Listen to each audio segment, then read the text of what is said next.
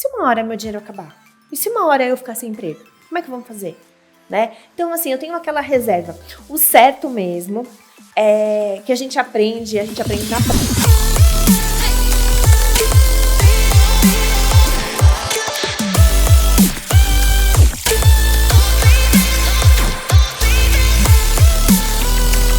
Fala galera, tudo bem? Tudo tranquilo? Sejam muito bem-vindos em mais um episódio no nosso Gapcast, esse projeto que me encanta de estar trazendo sempre as melhores pessoas para poder trazer o conteúdo para levar você para alta performance na sua gestão. Isso mesmo. A proposta aqui é sempre trazer convidados que possam agregar na sua vida, na sua gestão, para que você possa sempre ter as melhores ferramentas para o seu dia a dia. Por isso, antes da gente começar, clica aqui no sininho, garante que você está inscrito no nosso canal, compartilhe isso com o máximo de pessoas possíveis, porque hoje nossa convidada é extremamente especial e eu já vou falar muito sobre ela. Mas deixa aqui o seu comentário a respeito do que você gostaria que eu trouxesse aqui no nosso Gapcast, até porque esse projeto é feito para você. Então, os convidados, os temas, as perguntas que você gostaria que fosse respondido dentro do nosso Gapcast, para que você possa estar sempre engajado e estar sempre com ferramentas atualizadas para melhorar a sua performance.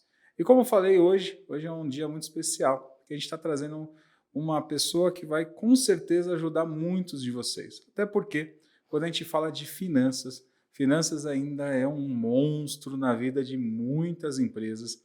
E quando a gente fala de empresas, com certeza a gente tem CPFs por trás dessas empresas e também é um monstro na vida de muitas pessoas.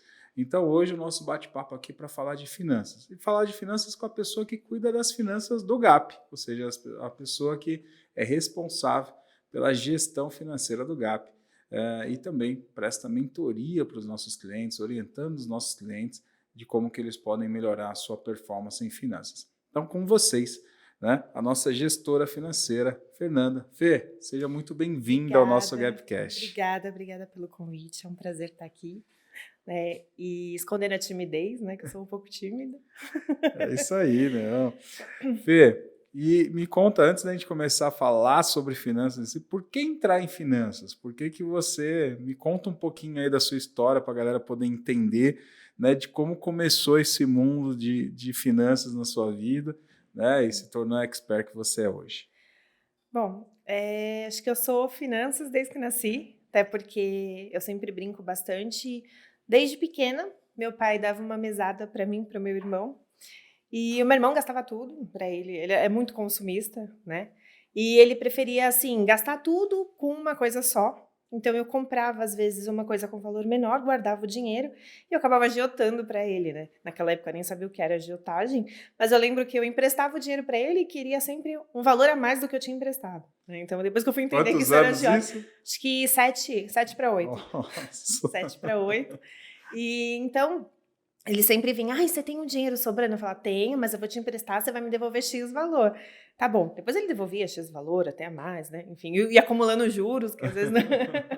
Então, eu brinco muito com relação a isso, né? A gente, quando se encontra em bate-papo, eu ainda lembro disso, né? Porque eu falo, nada mudou às vezes, né? Então, é isso. Desde pequena, vejo finanças em tudo. Tudo que... Eu vejo cifrão em tudo, né? Eu escrevo, às vezes, um número, eu coloco vírgula, 00. Aí eu risco e falo, não, aqui não é finanças, aqui é o número mesmo. E sempre assim, sempre. Na minha casa, eu que cuido das finanças no meu casamento, cuido das finanças dos meus pais, sempre, sempre. Legal. Até porque finanças é um mito, né? Sim. Eu falo que as pessoas deveriam ter orientação financeira desde a primeira série, né? Até porque é uma das coisas que é indispensável na vida de qualquer um. Sim. A gente vai lidar com finanças, né? Qualquer pessoa, eu sempre falo que são duas coisas fundamentais que qualquer pessoa vai lidar, com vendas, né? Todo mundo vai lidar com vendas em algum momento na vida, né? Nem que seja para se vender para o namorado, para a namorada, para o pai, para a mãe, né? Para dentro da empresa, e com finanças. Finanças é algo fundamental. E existe um mito muito grande, né, das pessoas em não lidar com dinheiro ou entender que finanças é porque eu não gosto de matemática, eu não sei de finanças, né? E aí, como que começou essa vida empresarial, profissional, Fê, porque você já passou por várias empresas, já prestou consultoria para várias empresas, aí como Sim. entrou nessa vida empresarial aí? Meu primeiro emprego mesmo registrado foi em uma factory, né? E lá eu tive a escola, porque não tinha nenhum sistema RP na época. De ficar falando isso, a gente vai dar quantos anos a gente tem, né? Mas naquela época não tinha sistema RP. Tinha um sistema do DOS, que era aquela tela preta DOS. escrito em laranja, né? Aquela coisa arcaica que hoje é museu. E a gente fazia toda a operação de desconto, de lançamento de nota, de lançamento de duplicata, na mão. Chegava aquela nota talão, né? No número sequencial, às vezes. Mas por que número sequencial? Não, porque saiu do talão, não pode cancelar, vem aquele rabisco, aquela rasura. E o cheque a gente digitava tudo na mão. Então eu peguei aquela operação mesmo raiz. De você ligar para o cliente, confirmar se ele tinha recebido a mercadoria, para assim você poder fazer o desconto, né, da factory. E aí eu fui pegando mais gosto que eu já tinha, né? Tanto na cobrança quanto nos cálculos mesmo. E eu fiquei bastante tempo nessa empresa, foi minha maior escola na época, porque eu não entendia muito, né? Trabalhava de finanças fazendo alguma coisa na empresa do meu irmão, mas era mais folha de pagamento, minha mãe era do financeiro, pôde me dar muita aula sobre isso. Mas a partir do momento que você sai do seu ambiente familiar e vai trabalhar fora, é tudo totalmente Outra diferente, vida, outra vida, né? E, assim, até matemática é um tabu, né? Todo mundo, matemática. Quem não gosta? Não gosto de matemática. Tem gente que fala assim, eu vou fazer faculdade de contabilidade porque eu gosto de matemática. Não, não é a matemática. É a contabilidade, é a estratégia, é a tomada de decisão, é o estudo, é uma análise bem feita. Né? Porque a parte financeira, ela é praticamente o coração. Se você fizer alguma coisa errada ali, você arrasta isso para o resto do ano, né? Para o resto do tempo da empresa. Então, é um trabalho muito delicado, é um trabalho muito atencioso. Eu costumo dizer que o profissional, na hora que está trabalhando, ele tem que prestar atenção no que ele está fazendo, porque ele está lidando com o dinheiro de outros, né? Imagina, é como se você estivesse cuidando de um filho, como se estivesse, que nem eu estou aqui, é como se estivesse cuidando dos filhos, né? Você tem que ter um zelo, você tem que ter um carinho, você tem que ter um respeito pelo que você está fazendo, que é a profissão, é o financeiro. Se você fizer uma coisa errada, imagina, você vai arrastar o sócio da empresa, além da empresa, mas todos os colaboradores e as famílias dos colaboradores que trabalham na empresa. Então, o financeiro realmente precisa de um trabalho com atenção, com carinho, com dedicação. E aí eu fui aprendendo isso ao longo do tempo. Então, eu saí dessa factory, eu fui trabalhar numa concessionária, eu implantei um departamento de análise de crédito. Naquela época a gente ligava, não tinha o Google, a gente ligava, não tinha como buscar nada, nenhum tipo de informação. A gente ligava para os clientes, ligava para pegar referência, que hoje nem se faz mais isso, né? Nossa, época da referência financeira, né? Referência financeira, pontuação, paga bem, como é que paga? Paga com atraso, né? Qual o limite que você daria para esse cliente? Hoje, né? Hoje você acabava ligando na concorrência muitas vezes, né? Você imagina você ligar na concorrência e falar assim, então, seu cliente está querendo comprar de mim. Hoje você não vê mais isso, né? Hoje você vê um cenário totalmente diferente. E naquela época eu fazia esse trabalho, então eu plantei o departamento de análise de crédito, depois passei para a área de fechamento de caixa, de concessionária da loja, né, do prestação de serviço e também revenda. Aí eu fui ter um contato com peças, contato com muitos equipamentos que eu não sabia. Então a gente fazia muito inventário, então contava o parafuso. Assim, tem que contar o parafuso e tem que fazer um inventário 100% perfeito. Você tinha uma auditoria. A auditoria muitas vezes falava assim, daqui que eu vou lá contar o parafuso para ver se realmente tem essa quantidade aqui. E aí você fala, caramba, tem que contar o parafuso. Hoje a gente entende o porquê que tinha que contar o parafuso. Ao longo da trajetória, a gente vê os pequenos detalhes que eu fazia quando eu era uma assistente, né? Hoje você vê assim um trabalho muito superficial, quando você não presta atenção, quando você não impõe, quando você não fala assim, preciso que você tenha uma atenção no que você está fazendo. Porque o financeiro é isso, 100% atenção, foco. E quais são, Fê, na sua percepção, ou qual é especificamente, no pequeno e médio empresário, o principal equívoco dele na gestão financeira? O que esse pequeno e médio empresário que você vê que é recorrente, ele cometer o mesmo erro? Assim, misturar as contas da empresa com as contas pessoais, né? Porque eu sou o único dono, então eu posso pegar as minhas contas da minha casa, despesa da minha casa, água, energia, aluguel, enfim, e pagar com o recurso da empresa, nas contas da empresa, né? Muitas vezes, esse é o maior que a gente vê, né? E usar a conta pessoa física para pagar, também o inverso, né? Usar a pessoa física para pagar as contas da empresa. Então, isso é o que acontece de maior equívoco, porque você não consegue ver o que é a empresa e o que é a pessoa física. Então, você não consegue ver a rentabilidade da empresa, você não consegue ver o fluxo de caixa mais claro da empresa. Acaba misturando tudo. Então, por isso que a gente explica e orienta. Ó, você tem que tirar um Prolabore. Quanto você precisa de um Prolabore por mês? X valor? Então, vamos fazer o seu fluxo de caixa, se adaptar esse Prolabore para que você retire e pague todas as suas contas. Faça lá um caixa seu para uma maior despesa, né? Faça aí guarde um caixa, guarde esse fôlego para quando você tiver uma maior despesa, você puder utilizar e vamos trabalhar a conta da empresa totalmente separado. E isso é o que a gente mais explica, tá? Sim, esse é o que a gente mais explica, tanto na consultoria, qualquer tipo de empresa, isso é o primeiro. Tá? O problema, eu vejo muita gente, né, trabalhando, é importante a galera que está nos assistindo entender isso, porque o que eu vejo é a galera trabalhando e não recebendo o Prolabore pelo aquilo que ele trabalha.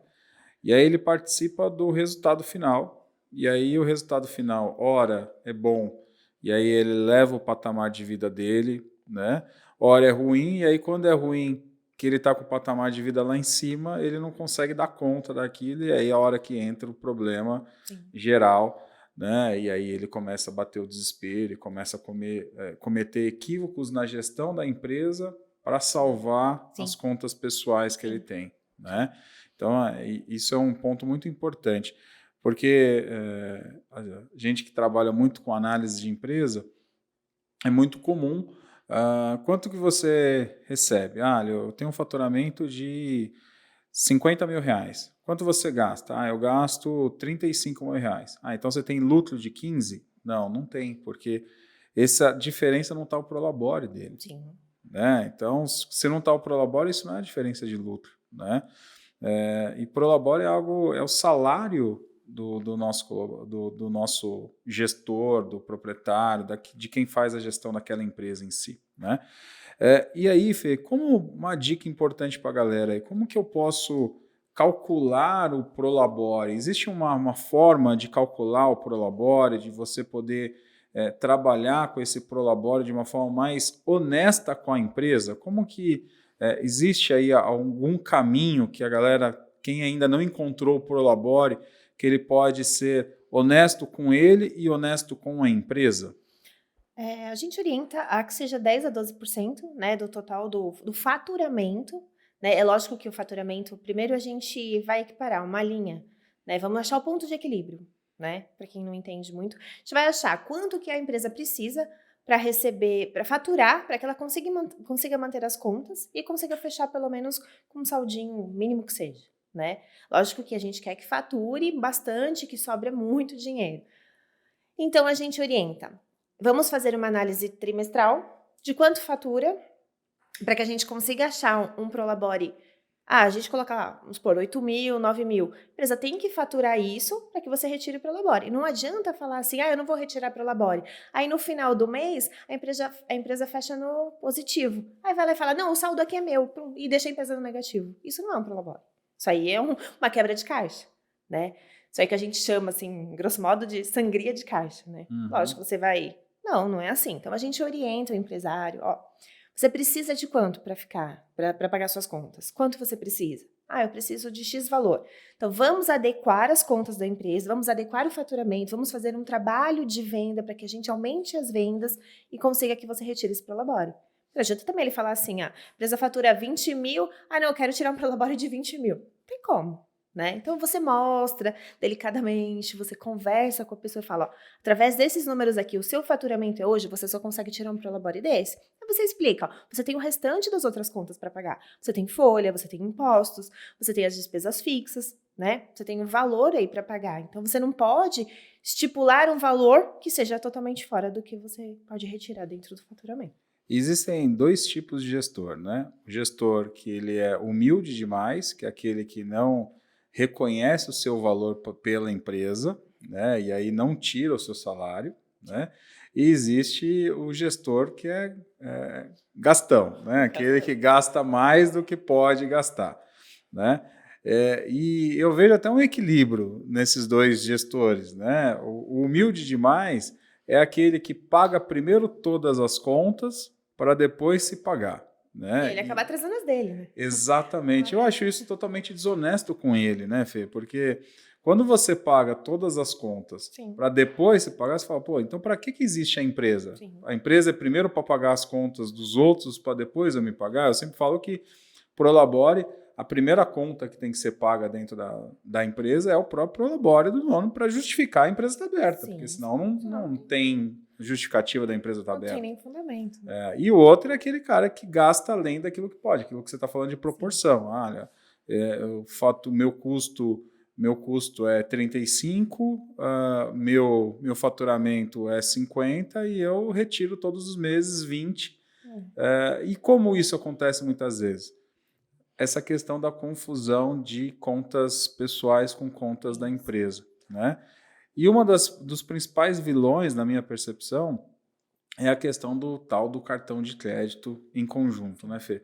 Sim. E conta alguns casos aí para a galera entender o que é o cartão de crédito em conjunto, aquele cartão de crédito que você usa para a empresa e para pessoal, né? Conta um pouquinho qual é a confusão que acontece muitas vezes nesse sentido. A gente tende a explicar que no lucro real você tem que apresentar as contas, então você não pode ter nenhuma conta que não seja da empresa. Até porque você precisa fazer uma escrituração contábil, uma escrituração fiscal de todas as despesas para que você consiga fazer as manobras dos impostos. Para que você dilui os impostos, para que você não tenha um volume de imposto muito no mês. Você explica, ó. Cartão da empresa é para pagar coisa da empresa. Logo, a nota fiscal do cartão tem que vir em nome da empresa, para compensar o pagamento. Então, você tem lá a escrituração, nota fiscal versus comprovante versus fornecedor versus banco. Acabou. Agora, quando você paga a nota da empresa com seu cartão e vice-versa, como é que você vai provar isso? Ou seja, os seus extratos não vão bater, as conciliações não vão bater, logo, a parte fiscal não vai bater, a parte contábil não vai bater. E isso que a gente tem que explicar. Ó, cartão da empresa é para ser usado de coisas para a empresa. Cartão pessoa física você usa para o seu consumo e você paga com o seu Prolabore. Cartão da empresa não se paga com dinheiro. Cartão pessoa física, cartão do sócio, não se paga com o valor da empresa. Se paga com o Prolabore. Isso aí, assim, isso Regra básica. e é o que a gente o financeiro sempre fala. Não é assim, paga com outra conta. Você tem o cartão seu, pessoa física, e o cartão jurídico. Pague as suas despesas no cartão físico e as suas despesas da empresa no cartão jurídico. E já tive trabalhos que cartão da amante, cartão da esposa, cartão da sogra, cartão da filha. E aí você explica, ó, não dá para você fazer isso, não dá para você pegar um cartão da empresa e fazer outros cartões adicionais da empresa para esposa, para para amante, para filha, para sogra, não tem como fazer isso. Porque você não tem como escriturar isso. E outra, você está quebrando o caixa da empresa com lançamentos que não são da empresa. Né? Então, para você fazer uma análise de um fluxo de caixa assim, fica completamente complicado, porque se você joga tudo no Prolabore, no final do mês o Prolabore vai estar muito alto. E não vai ser uma regra que a gente estipula para que tenha um valor do Prolabore correto, exatamente como está como a gente faz nos lançamentos, para fazer uma análise correta. Então, quando a gente acha um ponto de equilíbrio no fluxo de caixa bagunçado desse, não tem como, né? O que eu vejo muito acontecer com uma certa, né, frequência é a pessoa falar assim, olha, mas eu não tiro nada para mim, eu não tiro nenhum salário para mim, eu não tiro o Prolabore, né, então eu já estou cansado e tal, né? E aí, quando a gente vai mais a fundo, né, e já aconteceu isso várias e várias vezes, quando a gente vai mais a fundo, a gente vai exatamente para o cartão de crédito. E quando a gente vai olhar no cartão de crédito, quanto você gasta no cartão de crédito? Gasto 20 mil reais no cartão de crédito. E aí quando você vai ver, 12, 14 mil são de coisas pessoais. Sim. Ele acaba pagando e ele não enxerga isso. Ou seja, ele tem um faturamento de 50, gasta 48, 49 muitas vezes. Né? Isso já aconteceu várias e várias vezes. E fala que não tem, com isso, então ele não tem Prolabore porque ele está empatando, e já faz meses que ele está empatando. E aí quando você vai olhar, 20 é de de cartão de crédito. 20 desses 49, 48 é de cartão de crédito. Desses 20, 12, 13, 14 são de contas pessoais. Ou seja, e aí a pessoa não entende que aquilo ali é o Prolabore dele, né? Só que está no lugar errado, da forma errada, e aí com isso ele não consegue entender, né, o caixa dele. E aí ele acaba falando, eu não pego nada. Então como você se mantém? É. Né? Lógico. Aí a pessoa ainda faz o seguinte, ela passa esse cartão em tudo na vida dela. Ela passa no posto de gasolina, ela passa em qualquer lugar, numa compra do mês para a família. Como é que você vai fazer isso? Então, quando a gente está no lucro presumido, o que eu sempre peço? Me traz as faturas, a gente abre a fatura e vê lá os gastos, porque muitas vezes também não abre a fatura. Me fala os gastos que você tem na fatura. Isso aqui eu comprei pra mim. Então vamos jogar no seu Prolabore, não tem problema. Chegando no fim do mês, você tem lá 8 mil, 9 mil pra retirar, a gente pega e rebate do que você já tirou. Assim, vamos fazer uma transparência. Pra quê? Pra que a gente consiga ter um número real da empresa. Pra que nenhum valor se dispersa dali e a gente consiga fazer uma boa análise. Então, às vezes, Fernanda, tive que pagar isso aqui, aquilo ali, tive que pegar um dinheiro da empresa. Vai acontecer muito, é lógico que isso não deve acontecer, mas acaba acontecendo. Né? Como ele tem fácil acesso às contas, ele acaba fazendo esse tipo de procedimento. Não tem problema. Vamos lá. O que você pagou? Não, paguei X. A gente joga no seu Prolabore. Na hora que a gente for contabilizar essa despesa, na hora que a gente for analisar um fluxo de caixa, a gente vai jogar como Prolabore. E aí, no fim do mês, você tirou X valor a mais. No mês que vem, você vai tirar X valor a menos. Lógico que não gosto muito, né? Eu praticamente sou um monstro. Eu sou um monstro mesmo. Eu falo que eu não faço amizades na empresa porque eu sou sempre assim, não vai pagar, não, vamos segurar, não vai fazer, agora não é a hora, espera, segura, não investe agora, investe depois, não faça isso, não faça aquilo. Então eu sou a mãe malvada da história, sempre. E aí a gente está falando de um caso que daí uma parte da galera que está nos assistindo fala, pô, mas isso aí é básico, né? Só que ainda tem um degrau atrás disso, né? Tem um degrau que ainda é pior do que isso que a gente está falando aqui. E qual é o degrau que eu acredito que é pior? É aquele cara que nem controla nada, que não controla nem contas a pagar e contas a receber. E você já teve vários e vários casos. Conta um pouquinho para a galera, que é o caso básico do básico, que é o cara não controlar, ou seja, ele paga R$100 aqui para um fornecedor, não anota em lugar nenhum e tal, e aí no final das contas...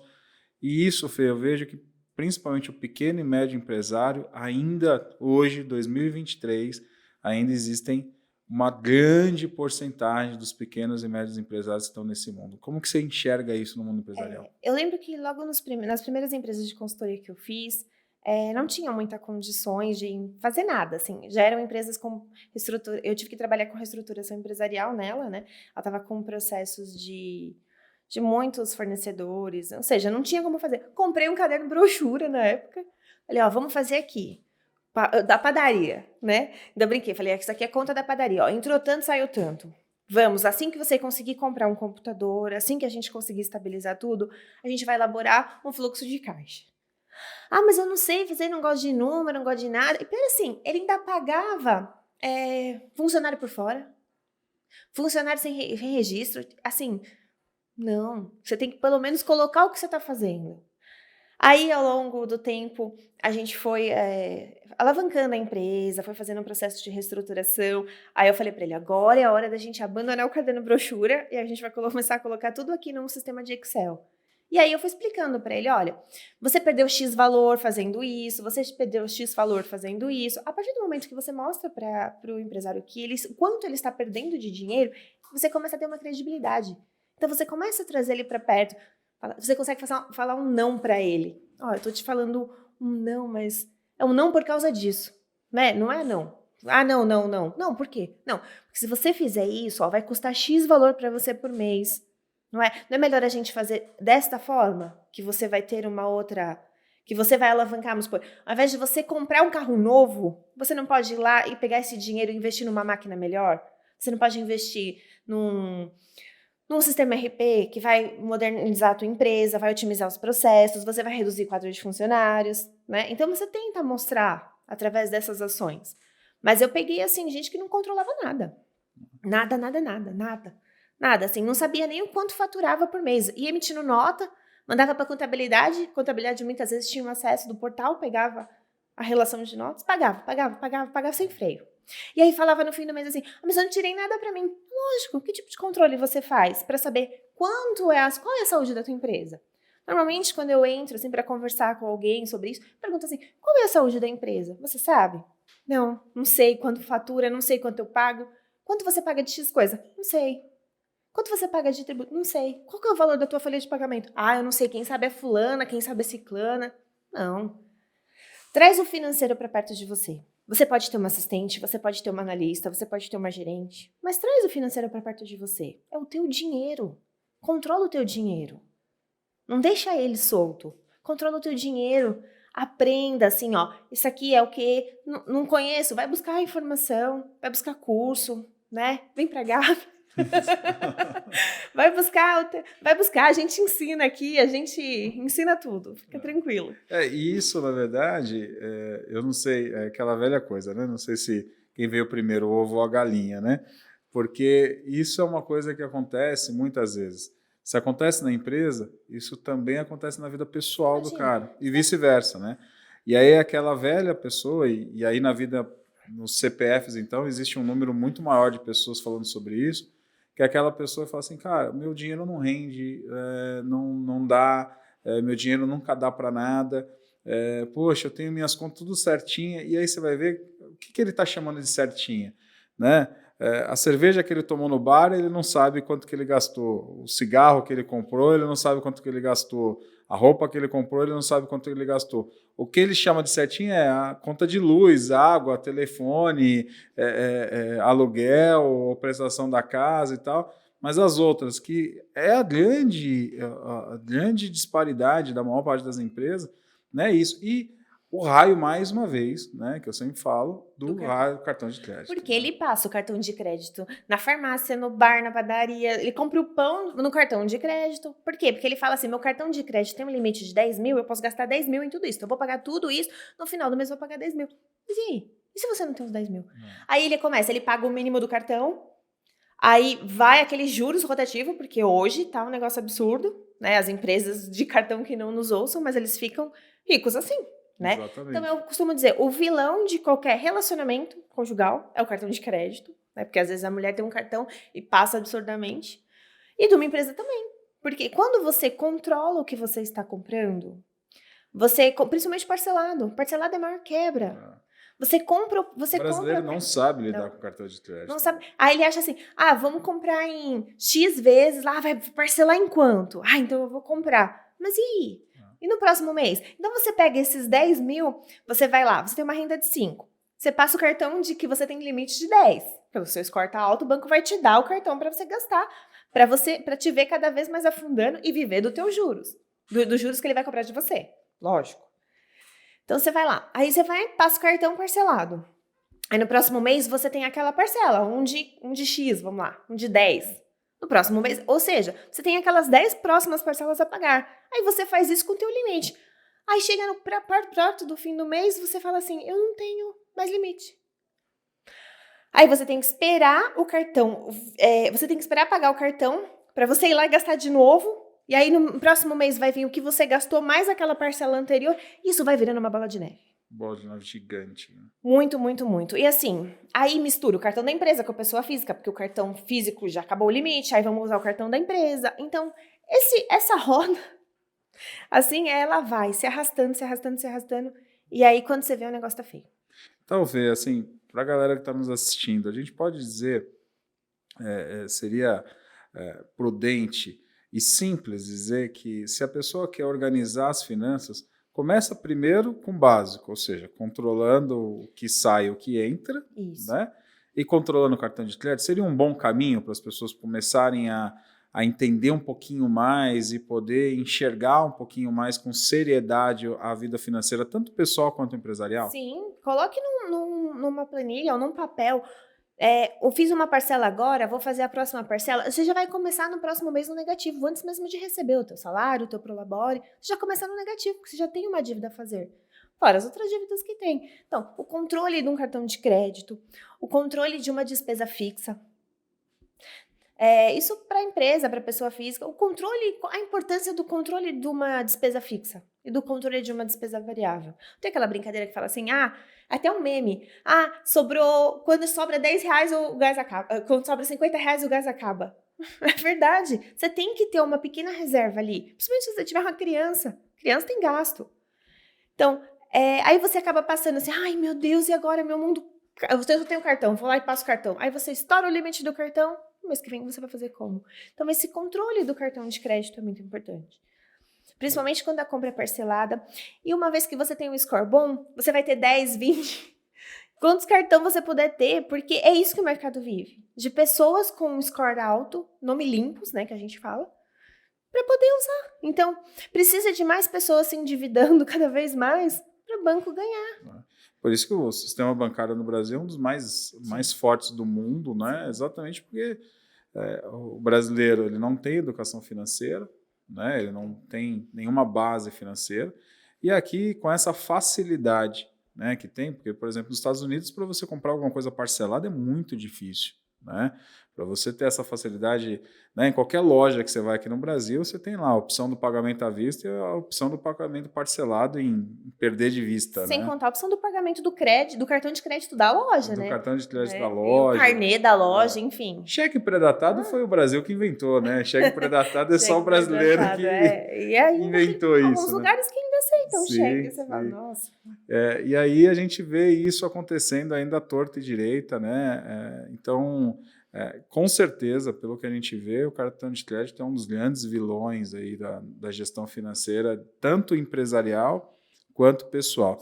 E são duas coisas que a gente sempre fala de separar, mas uma coisa impacta na outra, né? Então, é aquela coisa que você acabou de falar, o cara acabou o cartão ali, o limite no pessoal, ele começa a usar da empresa, aí começa a virar aquela bola de neve, e aí ele não consegue sair dos juros, né? E aí tá lá, né? Por isso que o Brasil é o país com o maior número de pessoas no Serasa, né? As pessoas. E aí recorre o empréstimo para a sogra, o empréstimo para o sogro, para poder pagar a fatura do cartão, daí ficar devendo para o sogro. E aí não sai mais, né? Não sai mais. E aí não sai mais. Fê, e aí para a galera poder entender, porque assim, fala, poxa, mas eu trabalho tanto, não tenho dinheiro, eu não consigo ter dinheiro, e aí você falou desde novinha que você conseguia guardar o seu dinheirinho, que você conseguia fazer o seu pé de meia, que você conseguia emprestar para o seu irmão e tal. Qual a diferença de uma pessoa que... Porque o que eu vejo hoje é assim, são as pessoas, olha, quando eu ganhar X, eu vou ser rico, né? E aí hoje eu ganho 2, a pessoa coloca na cabeça que quando ela ganhar 5, vai sobrar dinheiro para ela. Aí ela começa a ganhar 5, ela gasta 6. Aí quando não, mas aí agora eu preciso ganhar 10. Aí ela começa a ganhar 10, ela gasta 12, né? E aí nunca acaba essa... Quando que essa pessoa, o que ela pode fazer para ela poder se policiar?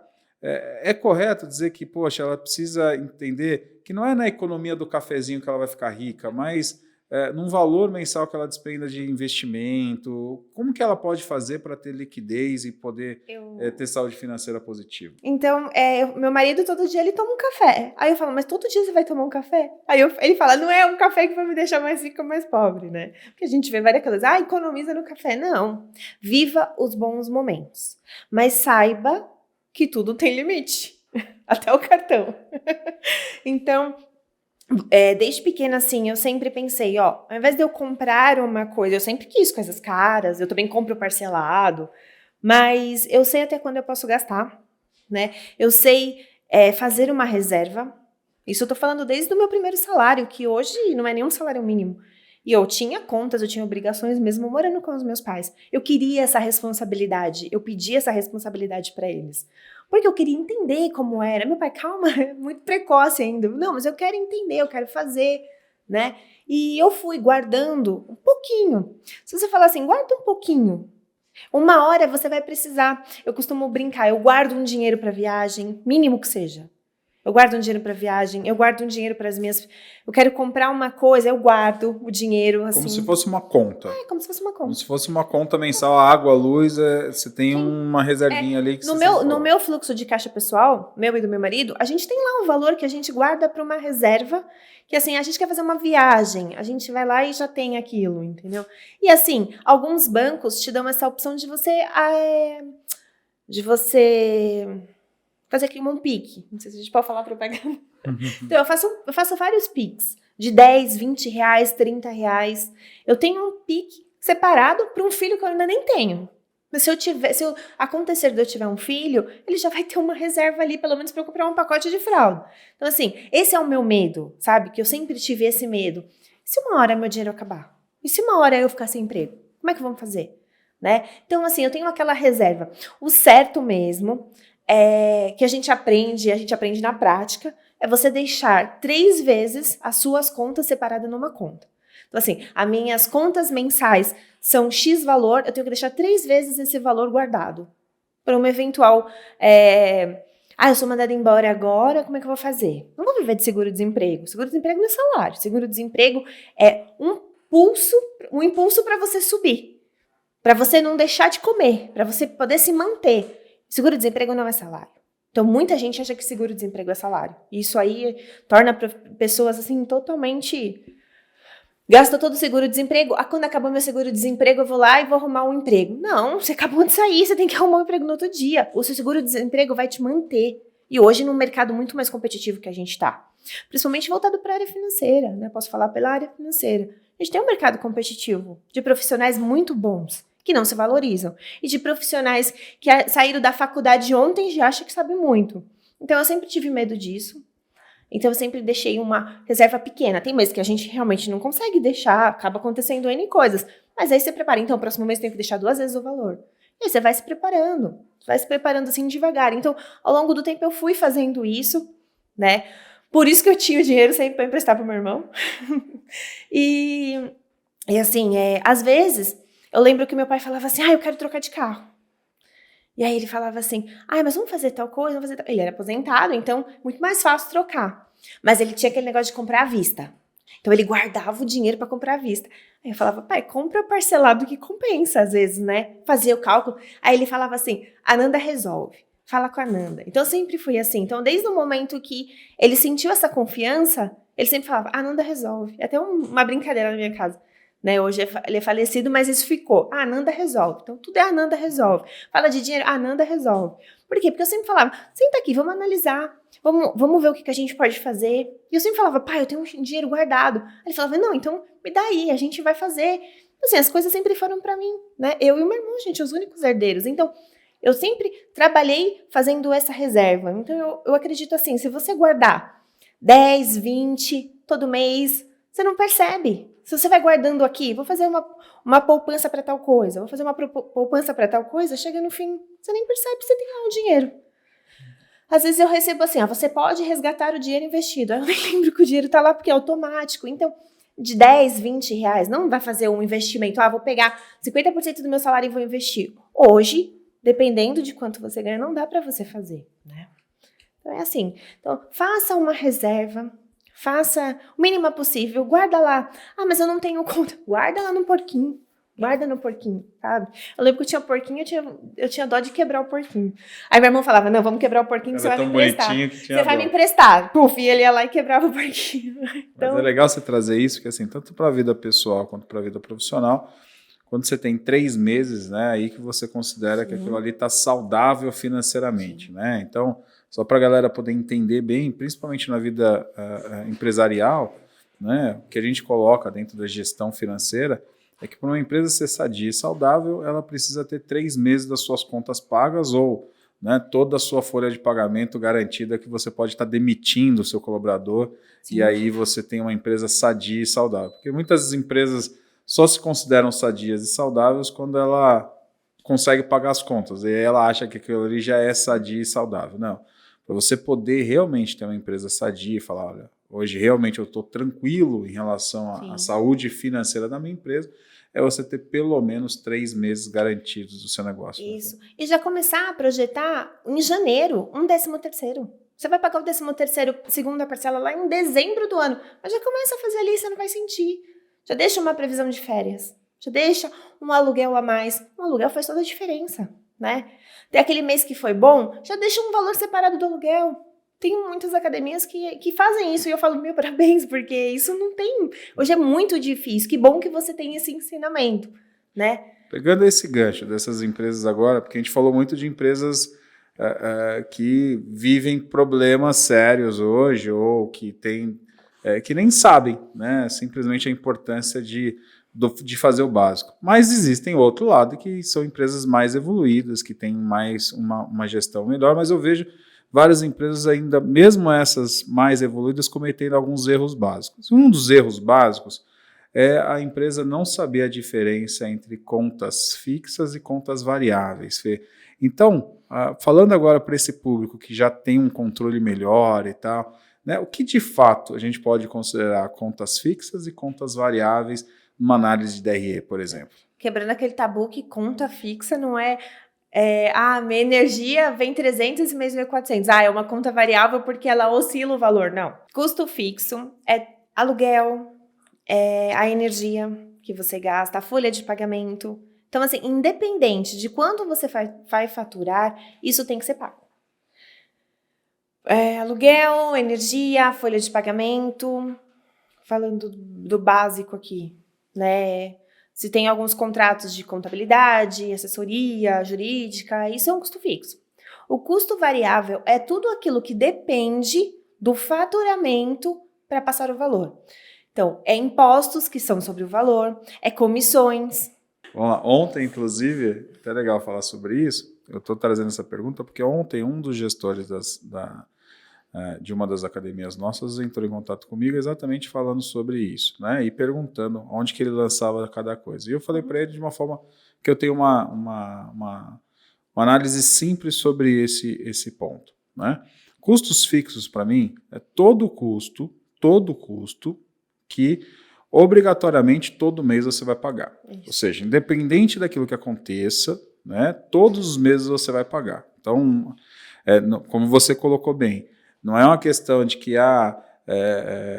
esse mês veio 400, outro veio 500, isso é variável. Não, isso é um custo fixo. Sim. O que muda ali é que pode sim ser um pouco a mais ou um pouco a menos, mas isso é custo fixo, né? Então, o imposto para mim é um custo fixo, sim, porque a gente sabe, né, você que é empresário sabe que vai ter um custo fixo todos os meses. Então, para mim, isso é um custo fixo, né?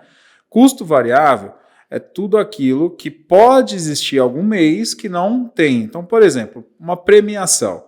Uma premiação pode ser que esse mês você bata a meta e você vai ter que pagar essa premiação para a sua equipe. Esse mês você não bateu a meta, você não vai pagar essa premiação. Então, não é um custo fixo, isso é um custo variável, sim, porque você pagou dependendo do resultado. Uhum. Né? O investimento não necessariamente você vai ter que fazer esse investimento todos os dias, todas as horas. Até mesmo um funcionário ou um prestador de serviço momentâneo para fazer uma coisa apenas uma manutenção, algo que não é diferente assim, não, eu tenho que ter aqui dentro da minha empresa um cara de manutenção fixo que eu pago ele todo. Não, beleza, não, isso aí é um custo fixo, porque você tem isso dentro da sua folha já e está dentro. Agora, não, isso é um prestador de serviço que de vez em quando ele vem para arrumar a esteira, isso é um custo variável, né? Então, isso que eu coloquei, eu falei para ele, pense sempre dessa forma, tudo que você paga de conta, que você paga 12 meses de conta, isso é um custo fixo. Todas as contas que pode ter algum mês do ano que você não vai pagar, isso passa a ser um custo variável, né? Uhum. Porque pode ser que em algum mês você não precise ter isso. Então, acho que esse é um ponto importante para a galera poder entender, sim, essa relação de custo fixo e custo variável, porque são coisas básicas, mas para quem faz um controle mais efetivo de fluxo de caixa, ou ainda mais de DRE, que é uma coisa um pouquinho mais complexa, mas muito rica para ser analisado, levar isso em consideração acho que facilita, sim, bastante. Tudo aquilo que você pagar, que você sabe que você vai pagar 12 meses, é custo fixo. Tudo aquilo que você tiver algum mês que você pode não vir a pagar, isso passa a ser custo variável, né? Então, acho que isso é um ponto. Deixando claro aqui que PTU em 10 parcelas mesmo que ele seja um valor variável todo ano, ele é um custo fixo. Isso, né? exatamente. Porque todo mundo fala, impostos. Não, impostos que a gente fala é o simples, é o DAS, que ele é baseado no faturamento. INSS, FGTS é custo fixo, porque você tem uma folha de pagamento. Mas eu mandei o meu colaborador embora, demiti o meu colaborador, e aí, então, então minha folha baixou, ela é um custo variável? Não, ela é um custo fixo, independente da contratação, até porque incide sobre ela férias, incide sobre ela 13º, que são custo fixo. Né? Sem dúvida, sem dúvida. Esse é um ponto importante para a galera poder estar conectada e poder entender, até porque, na verdade, quando a gente fala aqui de guardar 3 meses, a gente está falando basicamente de guardar 3 meses sobre o seu custo fixo, Isso, né? Então, isso. aquilo que... Porque, deu uma zebra. Beleza, tudo que é variável eu posso dar uma cortada aqui, posso cortar ali e tal, mas o que é fixo, Não tem né, jeito. não tem jeito, você vai ter que pagar. Sim. Então, por isso que a gente fala muito disso. Olha, se meu custo fixo hoje está na casa de 100 mil reais, eu preciso ter guardado no banco para minha empresa ser saudável 300 mil reais ali para ficar tranquilo, Isso. né? Obviamente que o empresário nunca fica tranquilo, né? Quando a gente escolhe, aliás, eu costumo dizer que toda vez que você resolveu virar empreendedor, você fez o maior investimento de risco que você pode ter, né? Não existe nenhum outro tipo de investimento de risco como ser empreendedor no nosso país, com as diferenças e com as oscilações que a gente tem aqui no nosso país, principalmente pensando na economia e política. E Fê, e aí, vendo essa questão também de DRE e lançamento, né, o que é indispensável, né, na relação de você poder entender, né, a diferença entre faturamento e receita? Porque a galera, até mesmo para o lançamento, poder deixar isso claro. Vamos começar pela base, então. Qual a diferença entre faturamento e receita, Fê? Porque isso para algumas pessoas ainda, até hoje, não é claro. Sim. O faturamento é exatamente o que eu tive de venda do dia 1 ao dia 31, ou dia 30, né? Esse é o faturamento. O que eu tenho de receita é quanto deste valor vai entrar dentro do mês ou nos próximos meses subsequentes. Se eu fiz uma venda a cartão de crédito, eu não vou receber a primeira parcela, exceto se a gente se trabalha com antecipação, que aí é outro caso, se trabalha com antecipação de cartão. Mas vamos supor que a gente não trabalhe com antecipação de cartão. O valor que eu fiz, o valor que eu recebi, a parcela 1 vai receber daqui 30 dias. Ou seja, eu fiz a venda hoje, no mês de outubro. Eu vou ter a venda o recebimento da primeira parcela no mês de novembro. E assim, até que fez 10 vezes, 12 vezes, eu vou ter ao longo dos próximos meses. Isso é receita. O que eu tenho de faturamento é tudo que eu vendi do dia 1 ao dia 31, independente da condição de pagamento. Então, este é o meu faturamento. O que a gente percebe mesmo, que eu percebo ao longo de todo esse tempo, eu tive um faturamento de 100 mil, mas eu tive uma receita de 50. Por que isso? Cadê o meu dinheiro? Onde está indo o meu dinheiro? Não. Tá acontecendo alguma coisa, não tá conciliando. Não, peraí. Você teve quanto... Por isso que sempre quando eu passo um fluxo de caixa e eu faço uma explicação, eu demonstro assim, o que você recebeu de cartão de crédito naquele mês é venda daquele mês ou é a venda do mês anterior? Uma venda de cartão a débito, você vai receber dentro do mês, exceto se ela for feita no dia 30, 31, porque normalmente é 2 dias para o operador de cartão fazer o pagamento. Ou seja, tudo que eu vendi de 1 a 31 ou de 1 a 30 é o faturamento da empresa.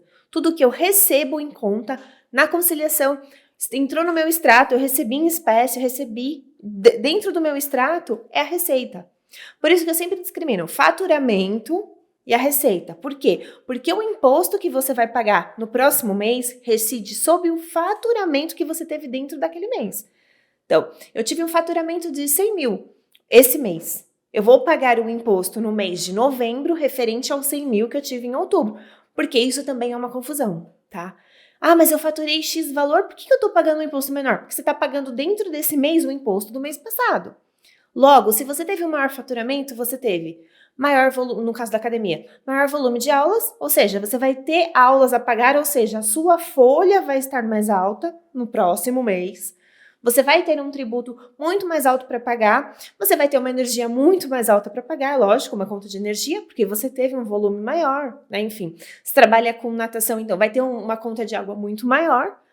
Então, essa explicação, ela tem que ser muito clara. E, assim, para você ter uma noção, né, para quem estiver nos ouvindo aqui, ter uma impressão de que tudo que a gente faz dentro do mês vai repercutir no próximo mês. Ou seja, se eu tive um maior volume, vai repercutir no próximo mês o pagamento disso. Se eu tive um baixo faturamento, logo que mês que vem eu vou ter um menor número de impostos a pagar. Uma guia vai vir menor. Eu vou ter um menor número de comissão. Então, é isso que a gente tem que explicar. Receita, tudo que eu recebi dentro do mês, independente de quando foi a venda. Faturamento é tudo que eu tive de venda, independente se ela vai acontecer o recebimento dentro desse mês ou nos próximos meses. E é importante, aproveitando esse gancho, aliás, tem duas coisas aqui que eu quero aproveitar.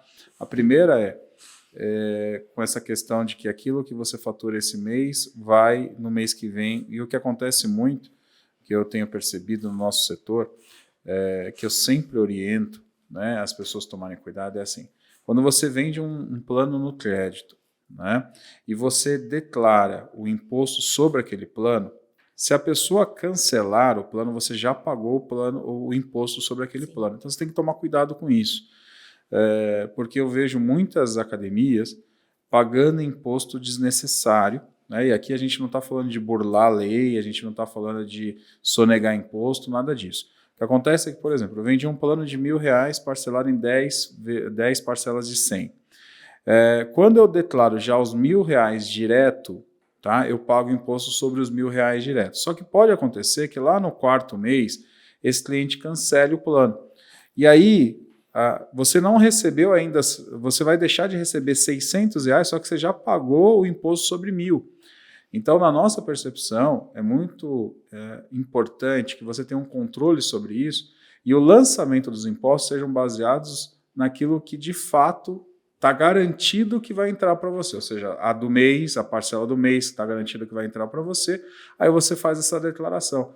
E daí, dessa forma, isso fica justo. Claro que isso requer um controle financeiro maior, isso requer um cuidado maior, porque daí você tem que fazer, né, declarações mensais a respeito daquilo que você está, de fato, recebendo daquele seu cliente, mas que é justo, porque, né, a gente vive num país que os impostos têm que ser tratados com muito carinho, com muito cuidado, né? Não dá para ser colocado de qualquer forma, de qualquer jeito. E o segundo ponto que você colocou aqui, Fê, que eu acho que é importante trazer para a galera, é a outra ponta dessa corda, que é a questão das antecipações. Olha, aquelas pessoas que trabalham com antecipação, e existem no nosso meio várias e várias empresas que trabalham com antecipação. E um dos pontos que daí vem essa questão de que eu não estou percebendo onde está indo o meu dinheiro, é que a pessoa não considera a antecipação, o valor que ela perdeu para o banco, como uma despesa. Isso não é lançado como uma despesa, né? Isso é muito comum, né, Fê? Não ser lançado como uma despesa, né? Até porque esse é um grande volume, né? Se você trabalha com antecipação a 100%, você todo mês, a cada recebimento, supor, o que você recebeu hoje, você já recebeu ali com a redução das taxas de cartão. Então, você tem que colocar no seu fluxo. Hoje eu recebi X valor, parte do valor que eu deveria receber vai para a conta de antecipação de cartão, que é o maior vilão de qualquer fluxo de caixa.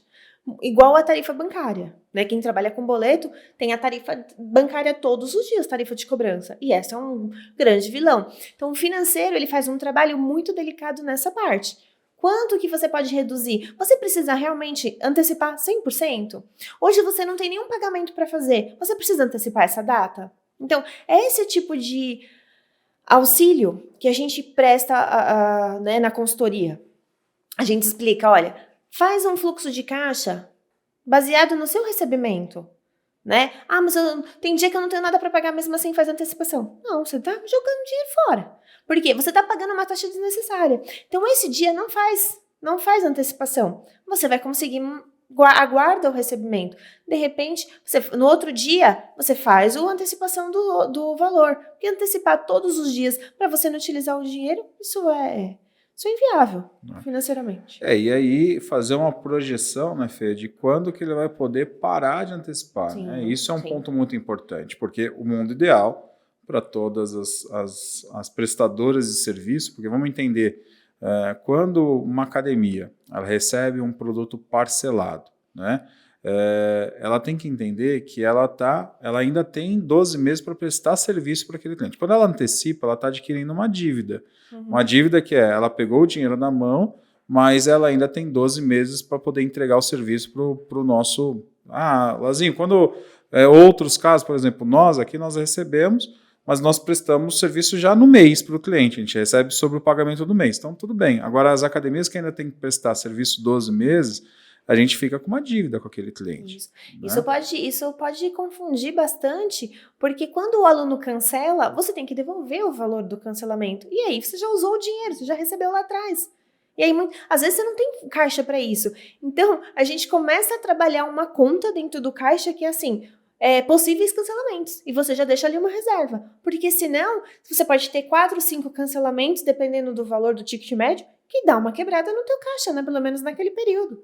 Então, a gente trabalha com uma conta para isso. Lógico que a gente não quer cancelamento nenhum, mas hoje pode acontecer. Sem dúvida. E vai acontecer, né? Não tem como, né? De todos os seus alunos vão cancelar, um ou outro vai acabar cancelando por várias razões. Né? Então, a taxa da operadora de cartão, principalmente da antecipação, né? Até na contratação de uma operadora de cartão, tem que ser muito delicada.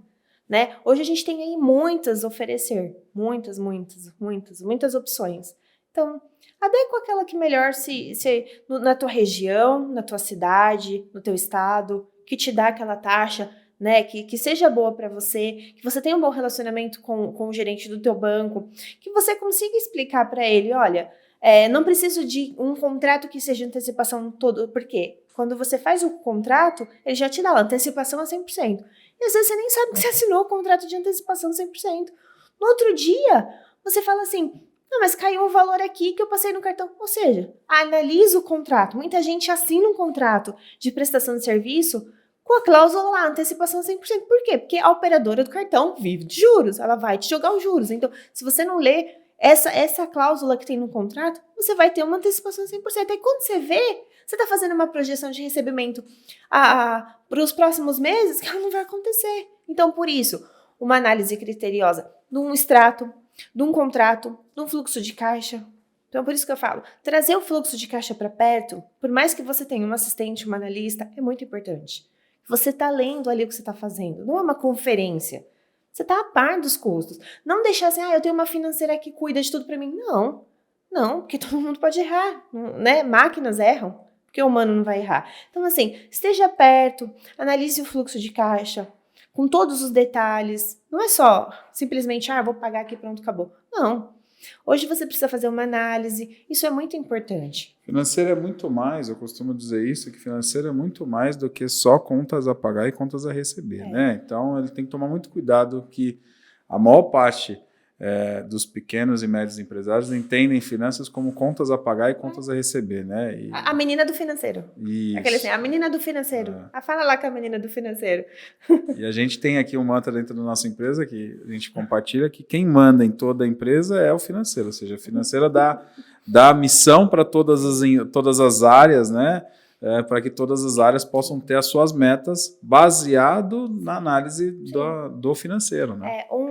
Uma empresa, né, qualquer segmento, o financeiro ele tem que ser parte de todas as tomadas de decisões, né? Não pode existir nenhuma tomada de decisão que envolva a parte financeira sem que o financeiro esteja a par, porque ele está com o número na ponta da língua, né? Ele está com o número na ponta da língua. Pode fazer isso? Não pode, porque a longo prazo vai acontecer isso. Não, posso fazer tal coisa agora? Não. Isso às vezes não é respeitado. Então, parte da cultura, da consultoria, também dizer assim, olha, ouve a tua menina do financeiro, entendeu? Porque ela está sentada em cima do cofre. Ela sabe o que pode e o que não pode. Ela sabe quando que não vai poder, quando que o negócio não vai ficar bom, que período do mês vai precisar de umas tomadas de decisões mais específicas, né? Por uma queda de recebimento, de repente. Então, assim, essa é muito importante. Eu valorizo muito esse profissional, não porque eu sou, né? Mas eu sempre oriento quem trabalhou comigo, assim, tenha foco no que você está fazendo, tenha amor no que você está fazendo e respeito. Porque isso aí vem de volta para você, né? E o financeiro, muitas vezes, ele cuida das contas pessoais dos empresários, né? Cuida de conta da família, às vezes, cuida de coisas pessoais. Então, o financeiro não é só o financeiro da empresa, né? Às vezes se torna até parte, assim, cria um relacionamento. Até porque você não vai deixar qualquer pessoa mexer no seu dinheiro. Sem dúvida. Então, né, isso tem que ter uma empatia, acima de qualquer coisa. Não dá para você fazer uma entrevista com uma pessoa que você não viu o rosto dela. Né? Eu acho que essa confiança, olho no olho, passa. Isso é muito importante. Show. Fê, muito obrigado. Isso aqui na verdade, se a gente falar de finanças aqui, a gente vai ter que fazer o episódio 1, 2, 3, 10, que tem muita coisa boa para a gente poder trazer para essa galera, mas isso é muito legal. E Fê, para finalizar aqui, né, uma coisa que você vê recorrente aí no financeiro, que você fala assim, galera, ó, vamos fazer, se fizer já essa base, a gente começa. Então, a última dica aí que você pode dar, já foram dadas várias aqui, mas a última dica que você pode dar para a galera que está nos escutando, nos assistindo nesse momento, daquilo que, olha, finanças, cuida disso aqui, que esse é um caminho legal para você poder melhorar os seus resultados, sua performance. Entenda a diferença de faturamento e receita, até porque você vai ter uma visualização melhor dos seus números. Entenda que para você sobreviver, você precisa de um prolabore, né? E esse tem que ser respeitado, o valor tem que ser respeitado. Separe as contas pessoais das suas contas da empresa. Isso também é importante. Analisa criteriosamente todas as contas, mas assim, eu acho que o primeiro de tudo esteja perto do seu financeiro. Né? Esteja perto, estude, analise, questione, sabe? Que eu acho que questione. Por que isso? Por que aquilo? E aprenda, né? Não porque muita gente não gosta de financeiro, mas você precisa entender. Isso, o financeiro não é só para a empresa, financeiro para a pessoa física, para a vida, para tudo que você vai fazer é financeiro. Né? Então, esse carinho, esse cuidado, eu acho que o cuidado é o ver de perto, estar perto, eu acho que isso é o mais importante. Show de bola. Fê, mais uma vez, muito obrigado. Eu que agradeço, obrigada por tudo. É um prazer, né, estar aqui, poder falar do financeiro que eu amo, né? Trabalhar com o que eu amo é muito importante para mim. Eu respiro finanças, né? Eu estudo, né? E isso para mim é importante. É um prazer estar aqui, falar sobre uma coisa que eu gosto ainda. E é isso. Bom, para quem já é parceiro GAP, né, a Fê tem encontros aí marcados com vocês aí, mensalmente, as mentorias, no 1 a 1 também. E para quem não é, a hora que quiser, só manda as perguntas aqui, a gente vai ter o maior prazer de estar respondendo para você. Então, Fê, mais uma vez, muito obrigado. Obrigada. É isso aí, gente. Então, mais um episódio aqui do nosso GapCast, esse episódio super especial falando de finanças. Então, se você gostou, dá um like aqui, compartilha com o máximo de pessoas possíveis para estar chegando esse conteúdo no máximo de pessoas possíveis, até porque, né, finanças é algo que todo mundo precisa, tanto no pessoal quanto no profissional. Então, acho que esse é um ponto fundamental. Então, como eu disse lá no início, qualquer outro tema que você gostaria, deixa aqui o seu comentário para que a gente possa estar trazendo convidados especiais. Afinal de contas, o GapCast é feito para você, para levar os melhores conteúdos para você ter a melhor performance no seu dia a dia. Então, nos encontramos no nosso próximo episódio. Até lá, sucesso!